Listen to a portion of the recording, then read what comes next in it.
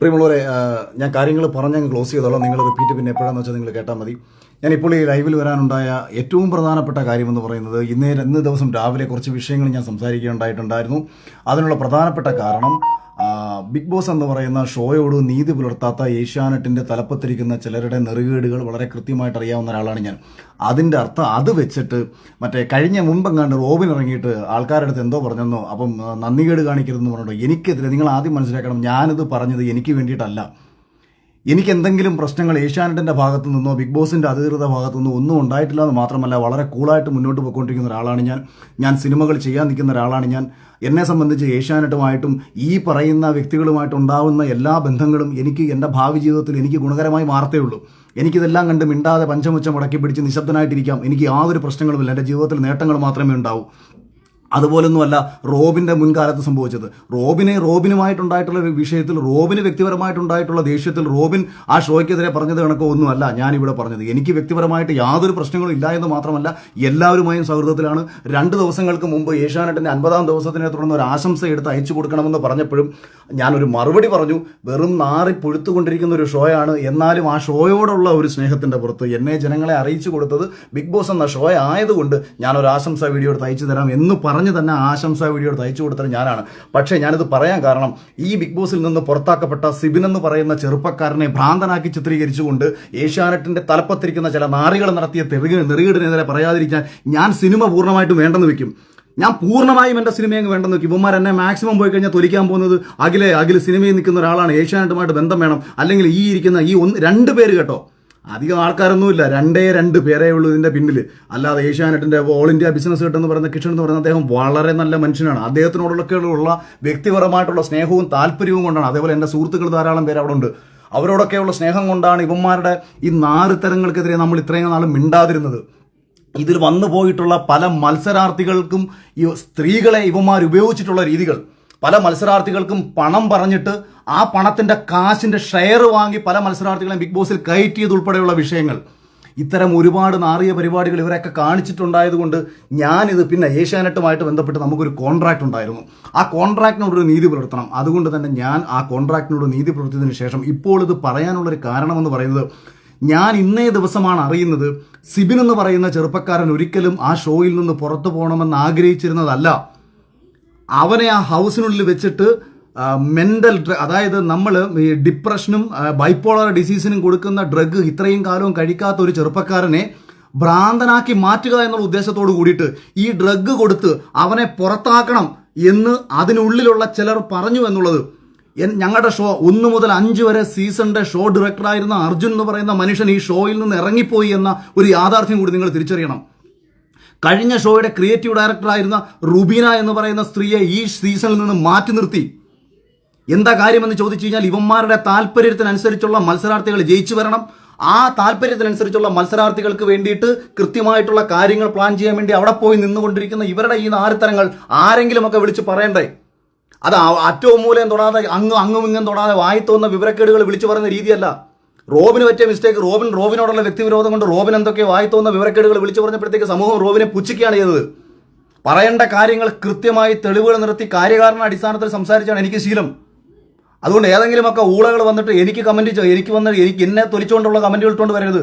ഞാനീ സംസാരിക്കുന്നത് എനിക്ക് വേണ്ടിയിട്ടുള്ള എല്ലാ നഷ്ടങ്ങളും ഏറ്റെടുത്തുകൊണ്ട് ഒരു കോപ്പും എൻ്റെ ജീവിതത്തിൽ ഇവനൊന്നും ചെയ്യാൻ പോത്തില്ല എന്നുള്ള അടിയുറച്ച വിശ്വാസത്തിൽ ആർക്കെതിരെയും എന്തും സംസാരിക്കാനുള്ള ആത്മധൈര്യം സത്യത്തിനൊപ്പം നിൽക്കുമ്പോൾ എനിക്കുള്ളിടത്തോളം കാലം അത് ഏഷ്യാന്റെ തലപ്പത്തിരിക്കുന്നവരാണെന്നുണ്ടെങ്കിലും ഇന്ത്യൻ ഭരണഘടനയുടെ തലപ്പത്തിരിക്കുന്ന, അല്ലെങ്കിൽ എനിക്ക് കേന്ദ്രത്തിന്റെ തലപ്പത്തിരിക്കുന്നവരാണെന്നുണ്ടെങ്കിലും കേരളത്തിന്റെ തലപ്പത്തിരിക്കുന്നവരാണെങ്കിലും എനിക്ക് ഒരേപോലെ ഉള്ളൂ. ഈ നാളത്തെ ഈ നിമിഷം ഇവന്മാരെല്ലാം ചേർന്ന് എന്നെ കൊന്നു കളഞ്ഞാൽ അഭിമാനത്തോടുകൂടി മരിക്കാൻ തയ്യാറാണ്. എനിക്കങ്ങനൊന്നും ഒരുത്തരം പേടിയും കുഴപ്പമൊന്നുമില്ല. എൻ്റെ വൈഫും എൻ്റെ പിള്ളേരും ഒക്കെ എൻ്റെ സ്വഭാവം പണ്ടേ കണ്ടു വളർന്നവരാ. ഈ കിട്ടിയതൊക്കെ പ്ലസ് ആണ് എനിക്ക്. അവരൊന്നും എനിക്ക് ഒന്നും കിട്ടണമെന്ന് വിചാരിച്ചില്ല. എനിക്ക് ഇത്രയും ദേഷ്യമുള്ളത് ഒരു ചെറുപ്പക്കാരനാ മത്സരാർത്ഥി, അവൻ പുറത്ത് സപ്പോർട്ട് കിട്ടുന്നുവെന്ന് കണ്ട നിമിഷം അവനെ ഈ ഷോയിൽ നിന്ന് പുറത്താക്കാൻ വേണ്ടിയിട്ട് സ്വാഭാവികമാണ്. അപ്പം ഒരാൾക്ക് മാനസികമായിട്ടുള്ള സമ്മർദ്ദങ്ങൾ ഉണ്ടാവും. അവനെ തകർക്കാൻ വേണ്ടി പല കാര്യങ്ങളും ആ ഷോയുടെ അധികൃതർ ചെയ്യും. ഞാനും അതിനെതിരെ പറഞ്ഞിട്ടുണ്ട്. ഞാൻ പേഴ്സണലി മെസ്സേജ് അയച്ച സിബിനെ നിനക്ക് വല്ല കാര്യമുണ്ടായിരുന്നു ആ ഷോയിൽ നിന്ന് ഇറങ്ങിപ്പോണ്ടത്? നീ ഇത്രേ ഉള്ളായിരുന്നോ? കഴിഞ്ഞ സീസണിൽ എന്താ മോഹൻലാലും അല്ലെങ്കിൽ ബിഗ് ബോസിന്റെ ആൾക്കാരും വന്നിട്ട് എന്നെ കനപ്പിക്കുക ചെയ്തത്? അവരവിടെ പേഴ്സണലി പറയുന്നുണ്ട്, എന്നെ പുറത്താക്കാൻ വേണ്ടി ഉമ്മി നോക്കി, ചെയ്യാൻ പറ്റുന്ന മാക്സിമം ചെയ്തു. ഏശാത്തത് കൊണ്ടാണ്. അല്ലെ നിങ്ങൾ വിചാരിക്കുന്നുണ്ടോ എന്നെ പോലെ ഒരുവനെ ജയിപ്പിക്കാൻ ഇവർ നിൽക്കുമെന്ന്? സാബുമോനെ പോലെ ഒരാളെ സാബുമോന്റെ കാര്യത്തിൽ ഇവർക്ക് പറ്റിയ അബദ്ധം എന്ന് പറയുന്നത് പേളിമാണി ജയിക്കുമെന്നുള്ള കാര്യത്തിൽ ഇവർക്ക് ഉറപ്പായിരുന്നു. അവസാന സമയത്ത് ചെറിയ വേരിയേഷന്റെ പുറത്ത് സാബു ജയിച്ചു എന്നത് ഒഴിച്ചാൽ ഇവർ ഒരിടത്തും പ്രതീക്ഷിച്ചിരുന്നില്ല സാബു ജയിക്കുമെന്നുള്ള കാര്യം. ഒരു സിനിമാ സംവിധായകനും സോഷ്യൽ മീഡിയയിൽ അത്യാവശ്യം ചർച്ച ചെയ്യപ്പെട്ടുള്ള ഒരാളുമായ, അല്ലെങ്കിൽ പലവിധ ചാനൽ ചർച്ചകളിൽ പങ്കെടുത്തിട്ടുള്ള ഒരാളുമായ എനിക്ക് കിട്ടിയതിന്റെ 3 ഇരട്ടി ശമ്പളം കൊടുത്തു കയറിയ മത്സരാർത്ഥികളുണ്ട് കഴിഞ്ഞ സീസണിൽ. ആരാണ് ഈ ശമ്പളം ഈ രീതിയിൽ അവർക്ക് കൊടുത്തത്? അതിന്റെ ഷെയർ വാങ്ങി സ്ത്രീകളെ സ്വന്തം കാര്യങ്ങൾക്ക് ഉപയോഗിച്ചുകൊണ്ട്, മത്സരാർത്ഥികളെ സ്വന്തം കാര്യങ്ങൾക്ക് ഉപയോഗിച്ചുകൊണ്ട് ഇത്തരം നാറിയ പരിപാടികൾ കാണിക്കുന്ന അവന്മാരെ തുറന്നു കാണിക്കണം. അത് ഇമാതിരി പുഴുത്തു നാറിയ ഒരു ഷോ 50 ദിവസമായിട്ട് ഈ സമൂഹത്തിൽ ഈ ഷോ ഇത്രയേറെ നെഗറ്റീവായി പൊയ്ക്കൊണ്ടിരിക്കുമ്പോഴും മോഹൻലാലിനെ പോലും പറഞ്ഞു പറ്റിച്ച് ഇതെന്തോ മഹത്തരമാണെന്ന് കാണിച്ച് വീഡിയോ ഇട്ടേക്കാണ് 50ാമത്തെ ദിവസം. നാണം കെട്ട് ഞാൻ രാവിലെ പറഞ്ഞു, അതായത് ഈ വെറും പാപ്പരാസികളുടെ സ്വഭാവമുണ്ട്, അല്ലെന്നുണ്ടെങ്കിൽ റീച്ചിന് വേണ്ടിയിട്ടും കാശിന് വേണ്ടിയിട്ടും ചെയ്യുന്ന ചില നാറിയ മാധ്യമ പ്രവർത്തകരുണ്ട്. ആരുടെയും അടിയിൽ ഒളിക്യാമറ കൊണ്ടുവച്ച് പകർത്തിയെടുക്കുന്ന വിഷ്വലുകൾക്ക് വലിയ പ്രാധാന്യമുണ്ടാവും. അത്തരം പ്രാധാന്യങ്ങളല്ല ബിഗ് ബോസ് പോലത്തെ ഒരു ഷോയിൽ കാണിക്കേണ്ടത്. സമൂഹത്തിന്റെ പ്രതിഫലനമാകണം ബിഗ് ബോസ് പോലത്തെ ഒരു ഷോ. അത് യവന്മാരുടെയൊക്കെ നാറിയ സ്വന്തം സ്വാർത്ഥ താല്പര്യങ്ങൾ സംരക്ഷിക്കാൻ വേണ്ടിയിട്ട് പെണ്ണുങ്ങളെ കൂടെ വിളിച്ച് കിടത്തിയിട്ട്, അല്ലെങ്കിൽ പെണ്ണുങ്ങളുടെ കയ്യിൽ നിന്ന് കാശ് മേടിച്ചിട്ട്, അല്ലെങ്കിൽ മത്സരാർത്ഥികളെ കാശും മേടിച്ചിട്ട് അവരെ ജയിപ്പിക്കാൻ വേണ്ടിയിട്ട് കാണിക്കുന്ന നാരത്തരമാകരുത് ഒരു ഷോ. അതും പ്രേക്ഷകരുടെ വോട്ടെന്ന് പറഞ്ഞ് മുന്നോ നീയൊക്കെ എന്തോ കാണിച്ചോ? അപ്പൊ ഐഡിയ സ്റ്റാർ സിംഗർ നടക്കുന്നുണ്ടല്ലോ, ഡാൻസ് പ്രോഗ്രാമുകളുടെ റിയാലിറ്റി ഷോ നടക്കുന്നുണ്ടല്ലോ, അത് നിന്റെയൊക്കെ സ്വന്തം താല്പര്യത്തിന് നീയൊക്കെ തോന്നിയത് കണക്ക് ചെയ്തോ. പക്ഷെ പ്രേക്ഷകരാണെല്ലാം ഈ ജനങ്ങളുടെ മുന്നിലേക്ക് ഞങ്ങൾ ഇട്ട് കൊടുക്കുന്നു. മറ്റേതാ മഴയാ കോടയാ മറ്റേതാ കേരളത്തിൽ ഏറ്റവും കൂടുതൽ ജനങ്ങൾ സ്നേഹിക്കുന്ന ഒരു മനുഷ്യനെ ശനിയാഴ്ചയും ഞായറാഴ്ചയും പിടിച്ചു നിർത്തിയിട്ട് കേരളത്തിലെ മനുഷ്യരെ കോമാളിയാക്കുന്നു. മോഹൻലാൽ എന്താ നിന്റെ കളിപ്പാവുകളോ? കാശ് കൊടുത്ത ആ മനുഷ്യനെ ഈ സമൂഹത്തിന്റെ തെരുവിളി കേൾപ്പിക്കേണ്ട കാര്യമുണ്ടോ? ആ മനുഷ്യനെ സ്നേഹിക്കുന്ന എത്രയോ മനുഷ്യർ ആ മനുഷ്യനെ തെരുവിളിച്ചുകൊണ്ടിരിക്കുകയാണ്.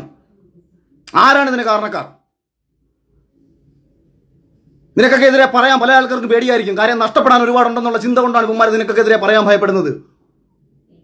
എനിക്കൊരു വെണ്ടക്കയില്ല. നിന്നെ ഒന്നും പേടിച്ചിട്ട് മിണ്ടാതിരിക്കും, നീ ഒന്നും പേടിച്ച് ചിന്തിക്കുക വേണ്ട. നാരത്തരം കാണിച്ചിട്ടുണ്ടോ നിന്റെയൊക്കെ മുഖത്ത് നോക്കി പറയുന്ന നാരത്തരമാണെന്ന്. ഈ ചെറുപ്പക്കാരനെ പുറത്താക്കിയിട്ട് അവനെ വിളിച്ച് വരട്ടുകയാണ്. അവൻ മിണ്ടിയാൽ അവനെ തട്ടിക്കളയും, അവൻ മിണ്ടിയാൽ അവനെ തൊലിച്ചു കളയും. ഈ കോൺട്രാക്ട് ഉണ്ട്. എന്നെ കഴിഞ്ഞ സീസണിൽ ഇതാണൊക്കെ വിളിച്ചൊന്ന് കോൺട്രാക്ട് ഉണ്ടാക്കിയപ്പോൾ ഞാൻ പറഞ്ഞു, ചാനലിന്റെ പേര് ഏഷ്യാനെറ്റ് എന്നല്ലേ, സുപ്രീം കോടതി നല്ലല്ലോ, അവരുടെ കൈ വെച്ചിരുന്നാൽ മതി എന്നാണ് ഞാൻ പറഞ്ഞത്. എന്നെ വിളിച്ചിട്ട് കോൺട്രാക്ട് ആണ്, അതിൽ അങ്ങനെ സംസാരിക്കരുത്, അതിൽ ഇങ്ങനെ സംസാരിക്കരുത്.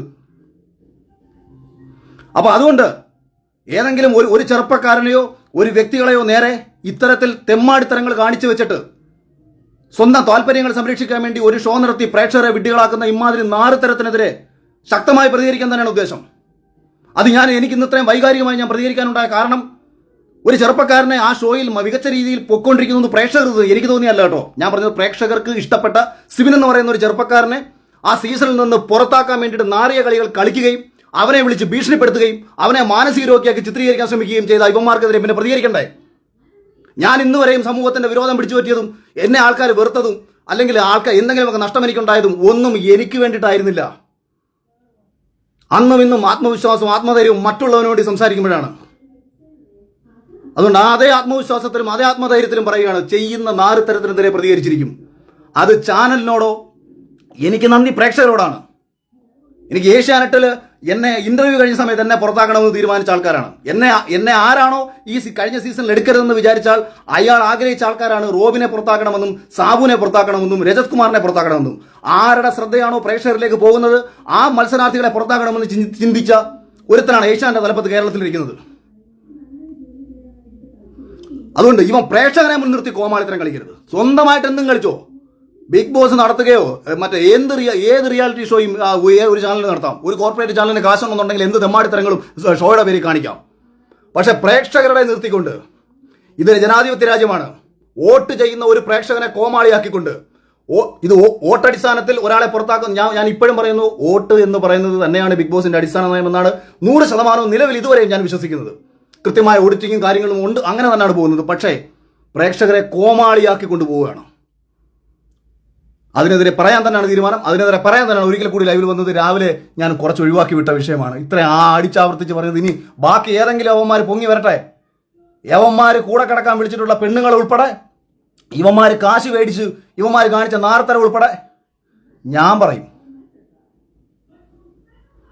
ഓക്കെ, നമുക്ക് ബാക്കി വരുന്ന വഴിക്ക് കാണാം.